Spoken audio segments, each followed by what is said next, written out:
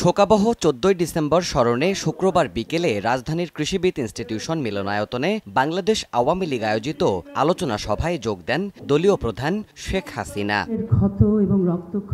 সভায় বুদ্ধিজীবী দিবসের তাৎপর্য ও ভয়াবহতা তুলে ধরে বক্তব্য রাখেন দলের কেন্দ্রীয় নেতা ও শহীদ বুদ্ধিজীবী পরিবারের সদস্যরা।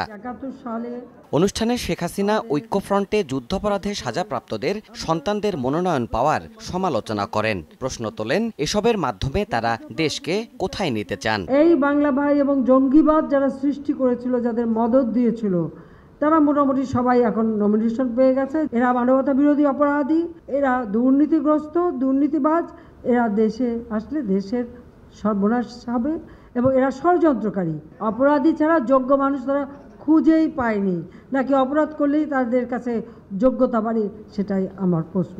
আগামী নির্বাচনে তাদের বয়কট না করলে দেশের শান্তি নষ্ট হবে জানিয়ে শেখ হাসিনা তাদের ভোট না দেওয়ার আহ্বান জানান দেশবাসীর প্রতি। আমি দেশবাসীকে বলবো যে এই অপরাধীদের কেউ ভোট দেবেন না। এই অপরাধীরা যেন আর কখনো নির্বাচিত প্রতিনিধি হয়ে না আসতে পারে।